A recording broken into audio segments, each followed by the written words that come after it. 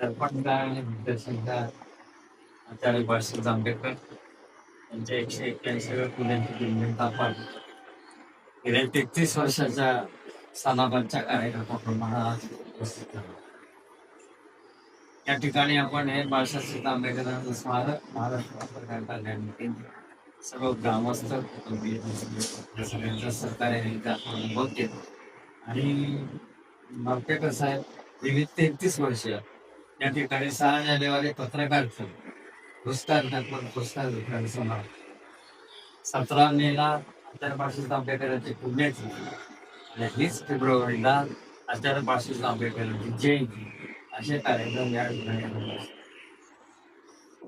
एखादं स्मारक उभारणं म्हणजेच तो महापुरुष मोठा असतो असं नाही, परंतु त्या महापुरुषाचं काहीतरी दृश्य परिमाण समाजासमोर यावं म्हणून आपण त्यांची स्मारकला त्यांच्या विचारासाठी आपण त्या ठिकाणी उभी पडतो. आता बाळासाहेब आंबेडकरांच्याबद्दल आज काही सांगणार नाही जास्त, कारण त्यांच्या जीवनचरित्रावर अत्यंत सखोल असा संशोधन करून 3.5 वर्ष संशोधन करून आपण 2100 पानाचे 3 खंड या ठिकाणी तयार केलेले आहेत.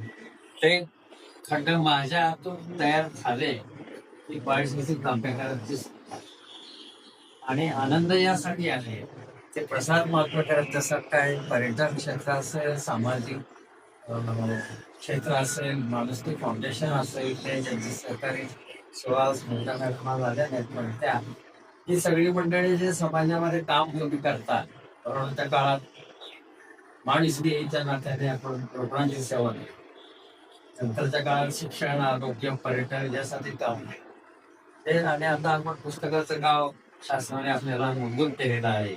हे फार अभिमानाची गोष्ट आहे. कुंभमेला शासनाने मदत केली, फार शासनाचा दूरदर्शीपणा आहे. कारण बाळासाहेब आंबेडकरांनीच ग्रंथ पुरस्कार सुरू केले, ग्रंथालय सुरू केले आणि मुंबईमध्ये ग्रंथाला उत्तेजन दिलं पाहिजे लिहिणाऱ्याला म्हणून त्यांनी ग्रंथ संपदा त्यांच्या शिक्षण संस्थेमध्ये असे अष्टपैलू कर्तृत्व नेतृत्व असलेले बाळासाहेब आंबेडकर आणि त्यांच्या जन्मगावामध्ये आपण व आपल्या सरकारी शासनाच्या एक प्रकल्प म्हणून पुस्तकाचं गाव राबवत आहात. योग्य त्या वेळेला आपण इथं जे करू इच्छिता त्यांना आमचा निश्चितच सहकार्य आहे. याचं कारणच असं आहे की ग्रंथालय आणि पुस्तक याचा संबंध बाळासाहेबांच्या जीवनाशी अत्यंत निगडीत आहे. ते आपण त्यांचे चरित्र वाचल्यावर आपल्या लक्षात येईल, किंवा इथे जे काही थोडक्यात चरित्र आणि चारित्र्य त्यांचं लिहिले त्याच्यावरून आपल्या लक्षात येईल.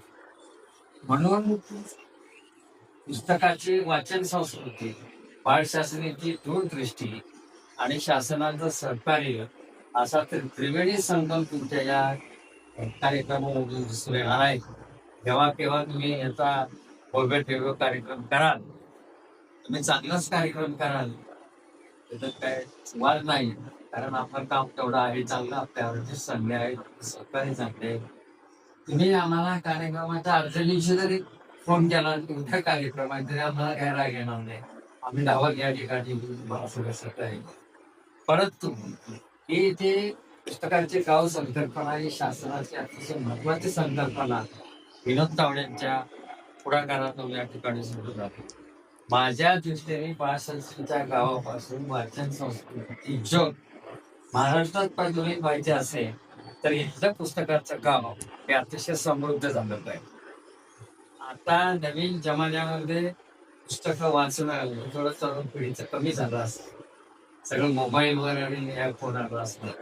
तरी सुद्धा आपलं लेकरू मागेवर घेऊन त्याला झोपवणं आणि मोबाईल मधलं गाणं म्हणून त्याला झोपवणं याच्यावर बरं काय असं पुस्तक नवं गुण आपल्या हातात आलं की त्याचा वास एक वेगळ्या पद्धतीनं आपल्या शरीरामध्ये जातो. तर पुस्तक तेव्हा एकदा आपण वाचून संपवतो अशी भावना वाचकांची होते. ते पुस्तकाच्या गावामधून आपल्याला सिद्ध करायचं आहे. माझ्यामध्ये मी तुम्हाला एक 2 सूचना करणार आहे. या कुंभोरल्या गावाकडून ते काय असतील नियोजन कार्यक्रम वगैरे, पण आता पुस्तकापर्यंत वाचन केलेलं आहे. वाचन पुस्तकाकडे येईल ते आता जरा थोडस कमी झाले आहे मॉडर्न युगामध्ये. नव्या पद्धतीने काही वेगळ्या योजना आखून यामुळे आरोग्य लोकांच्या दारात गेलेला आहे. आरोग्याची वारी ती लोकांच्या दारापर्यंत पोहोचली. शिक्षणाची गंगा लोकांच्या वाडी वस्तीवर दारापर्यंत पोहोचली आहे. तसा कुंभोर्लीमध्ये जे काही महत्वाचे स्पॉट्स असतील तिथे ग्रामस्थ ग्रामपंचायत वगैरे सगळ्या गोष्टी ठरवा. त्या ठिकाणी आठवड्यातून 2 दिवस सामूहिकरित्या वाचन सांस्कृतिक दिन म्हणून आपण साजरा करायचा आणि आपली जी पुस्तकं तिथं आपण घेऊन त्या मुलांना वाचायला द्यायची. अशा पद्धतीनं जर आपण केलं तर वाचन संस्कृती आणखी पुढे जाईल आणि बाळशास्त्रीच्या आपल्याला ते एक प्रकारे शांती लाभेल. ते काम आपल्याकडं व्हावं अशी अपेक्षा व्यक्त करतो.